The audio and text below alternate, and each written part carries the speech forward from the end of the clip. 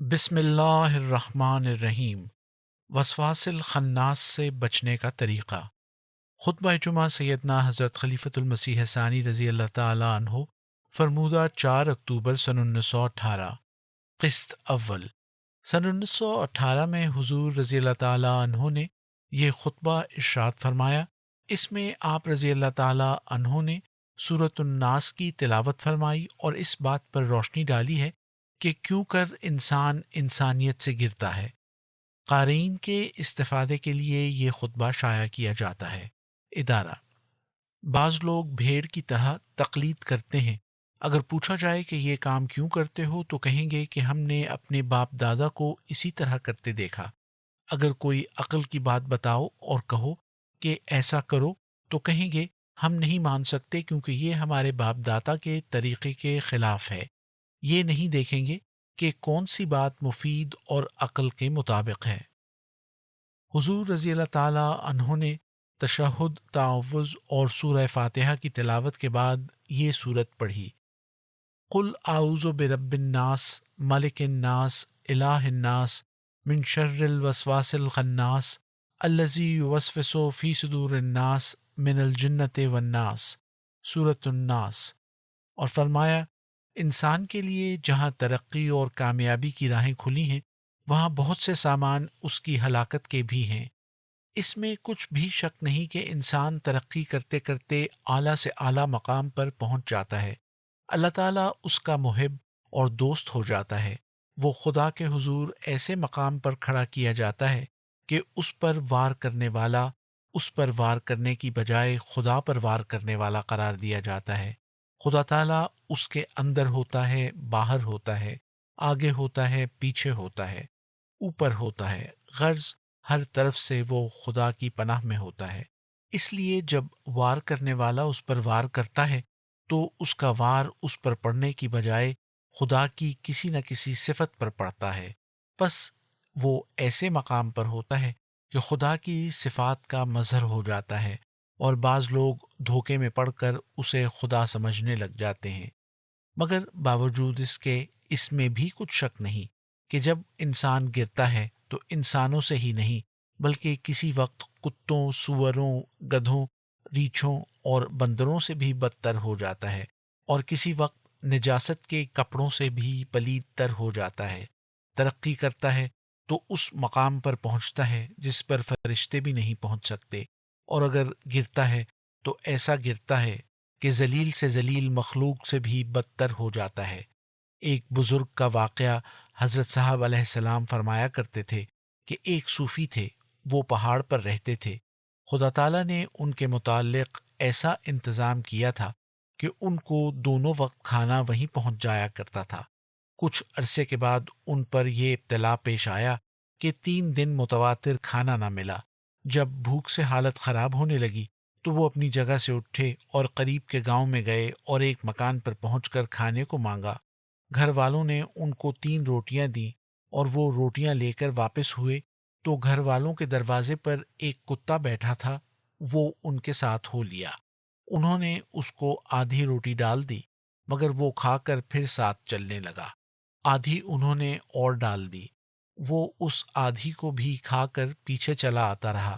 انہوں نے ایک اور روٹی ڈال دی اور کہا کہ واقعی بیچارہ ایک روٹی سے کیا سیر ہوگا، لیکن جب 2 روٹیاں بھی کھا چکا تو پھر بھی ان کے پیچھے سے نہ ہٹا۔ انہوں نے غصے میں آ کر تیسری روٹی بھی ڈال دی اور کہا تو بڑا بے حیا ہے جو پیچھا ہی نہیں چھوڑتا۔ انسان کی عادت ہے کہ جب وہ غصے میں آتا ہے تو دیواروں اور درختوں کو بھی مخاطب کر لیا کرتا ہے، تو انہوں نے غصے کی حالت میں کتے کو بے حیا کہا۔ اس پر کشفی طور پر اس کتے نے ان سے گفتگو کی اور کہا کہ بے حیا میں ہوں کہ تو؟ خدا تجھ کو ہمیشہ رزق پہنچاتا تھا، مگر صرف 3 دن نہ پہنچا تو اٹھ کر لوگوں کے دروازوں پر مانگنے چلا آیا۔ مگر میں ہوں کہ ہمیشہ اپنے آقا کے دروازے پر پڑا رہتا ہوں، خواہ ہفتوں فاقے میں گزر جائیں۔ کتے کی اس گفتگو سے جو کشفی طور پر ہوئی تھی، ان کو اپنی کمزوری کا احساس ہو گیا۔ اس سے توبہ کی اور اپنے اس مقام پر جا بیٹھے، اور خدا تعالیٰ نے پھر ان کو اسی طرح کھانا پہنچانا شروع کر دیا۔ تو واقعی کتے میں وفاداری کی صفت ایسی ہے کہ وہ اپنے آقا کی خاطر جان بھی دے دیتا ہے اور ذرا پرواہ نہیں کرتا، مگر انسان ایسے ہوتے ہیں جو دوست وغیرہ کو مصیبت کے وقت چھوڑ دیتے ہیں۔ تو بعض انسان ایسے ہوتے ہیں جن میں کتے جتنی بھی وفا نہیں ہوتی۔ اسی طرح گدھے کو احمق کہا جاتا ہے اور حماقت کے لیے گدھا مشہور ہے، لیکن بعض انسان اپنی حماقت میں گدھے سے بھی بڑھ جاتے ہیں۔ گدھے میں اتنی تمیز ہوتی ہے کہ وہ کسی شیر پر حملہ نہیں کرتا، بلکہ اس کی حس ایسی تیز ہوتی ہے کہ وہ شیر کی دور سے ہی بو سونگھ کر بھاگنے کی کوشش کرتا ہے۔ لیکن انسان جب حماقت پر آتا ہے تو نہ صرف خدا کے پہلوانوں پر حملہ کرتا ہے، بلکہ خدا کو بھی مقابلے کا چیلنج دے دیتا ہے۔ گدھا احمق ہے، مگر اتنا نہیں کہ خطرے کی جگہ میں ٹھہرا رہے اور شیر کی بو پاتے ہی اس کو چھوڑ نہ دے، لیکن انسان ایسا احمق ہوتا ہے کہ خدا کے سپہ سالاروں کے مقابلے میں چلا جاتا ہے۔ پھر انسان گرتے گرتے بندر سے بھی زیادہ نقال اور خنزیر سے بھی زیادہ بے حیا ہو جاتا ہے۔ اگر کسی جانور میں ایک ایک نقص ہے تو انسان میں تمام کے تمام نقائص جمع ہو جاتے ہیں۔ بے حیا یہ ہوتا ہے، بے وفا یہ ہوتا ہے، اندھا تقلید کرنے والا یہ ہوتا ہے، احمق یہ ہوتا ہے، کبھی بھیڑ کی طرح مقلد ہو جاتا ہے، لوگوں کو نمازیں پڑھتا دیکھتا ہے تو خود بھی نماز پڑھنے لگتا ہے، لیکن کچھ نہیں سمجھتا کہ نماز کیوں پڑھتا ہوں، اور پھر لمبی نماز پڑھتا ہے کہ لوگ تعریف کریں۔ رسول کریم صلی اللہ علیہ وسلم نے فرمایا کہ ایک زمانے میں ایسے لوگ پیدا ہوں گے جو نمازیں تو لمبی لمبی پڑھیں گے، مگر ایمان ان کے حلق سے نیچے نہیں اترے گا۔ یہ ایسے ہی لوگوں کے متعلق آپ نے فرمایا۔ پھر انسان نقلیں اتارتا ہے تو ایسی بھونڈی کہ دیکھ کر ہنسی آ جاتی ہے۔ مثلا یورپ کے لوگوں کی نقل میں ٹوپی کوٹ پتلون پہنتا ہے۔ چونکہ ان لوگوں کو یہ لباس پہنتے صدیاں گزر گئیں، اس لیے ان کو برا نہیں معلوم ہوتا، مگر یہ لوگ جو ان کے نقال ہوتے ہیں ویسا ہی بننا چاہتے ہیں۔ یہ گو ویسا ہی لباس پہن بھی لیں، یورپین وضع کی ٹوپی سر پر رکھیں، مگر گوری رنگت کہاں سے لائیں گے؟ پھر یورپین جس طرح چلتے پھرتے ہیں، اس کے لیے ان کی تو چال ہی اس قسم کی ہوتی ہے، نہ تو انہیں تکلف کرنا پڑتا ہے اور نہ وہ برے معلوم ہوتے ہیں، مگر ان لوگوں کو ایسی چال چلنے کے لیے تصنع کرنا پڑتا ہے۔ چنانچہ پچھلے سال شملہ میں دیکھنے کا اتفاق ہوا، بعض لوگ جسم کو اکڑائے اور سر کو اٹھائے چلتے ہوئے نہایت بھونڈے معلوم ہوتے تھے۔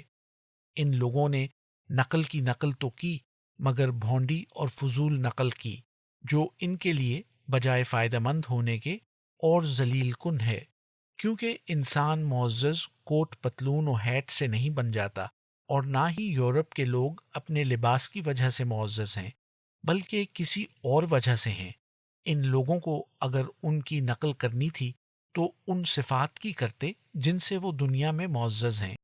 مثلا دنیا ہی کو وہ سب کچھ سمجھتے ہیں اور اس کے لیے کوئی بڑی سے بڑی قربانی سے دریغ نہیں کرتے، لیکن اگر ان لوگوں کو کسی دور سفر پر جانے کے لیے کہا جائے تو اول تو موجودہ زمانے میں جہاز کے سفر کے خطرے کو رستے میں روک بنائیں گے، اور اگر جہاز کا سفر نہ ہو، کسی ایسی جگہ کا سفر ہو جہاں ریل نہ جاتی ہو، تو ریل کے نہ ہونے کا عذر کیا جائے گا۔ پھر اگر یورپ کے لوگوں کو مذہبی طور پر بھی دیکھا جائے تو ان کی قربانیاں دیکھ کر حیرت ہوتی ہے۔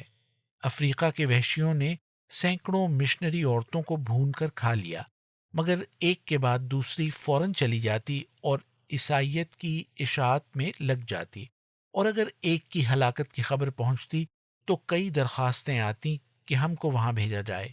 چین میں اس وقت تک 7,000 عیسائی مشنری قتل کیا گیا ہے، لیکن ایک مارا جاتا ہے تو اس کی جگہ دوسرا چلا جاتا ہے۔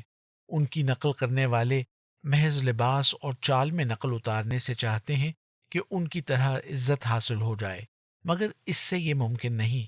عزت ان کی عمدہ صفات حاصل کرنے سے ہی ہو سکتی ہے۔ بنگال اور مدراس کے لوگ تعلیم میں بہت ترقی کر گئے ہیں، مگر اپنا لباس وہی رکھتے ہیں۔ بنگالی سر ننگے اور دھوتی باندھے ہوئے ہوتے ہیں، مفتی صاحب جب مدراس گئے تو انہوں نے بتایا کہ چیف کورٹ کے جج بھی ننگے پیر بازاروں میں پھرتے تھے، اس سے ان کی عزت میں کچھ بھی فرق نہیں آتا، کیونکہ انہوں نے اہل یورپ کی سیکھنے کی باتیں سیکھی ہیں۔ حضرت مسیح موعود علیہ السلام کوئی کوٹ پتلون نہیں پہنتے تھے، مگر خدا نے آپ کو کتنی عزت دی، تو معلوم ہوا کہ لباس میں تقلید کرنے سے عزت حاصل نہیں ہوتی۔ پھر بعض لوگ بھیڑ کی طرح تقلید کرتے ہیں۔ اگر پوچھا جائے کہ یہ کام کیوں کرتے ہو تو کہیں گے کہ ہم نے اپنے باپ دادا کو اسی طرح کرتے دیکھا۔ اگر کوئی عقل کی بات بتاؤ اور کہو کہ ایسا کرو تو کہیں گے ہم نہیں مان سکتے، کیونکہ یہ ہمارے باپ دادا کے طریقے کے خلاف ہے۔ یہ نہیں دیکھیں گے کہ کون سی بات مفید اور عقل کے مطابق ہے۔ باقی آئندہ انشاءاللہ۔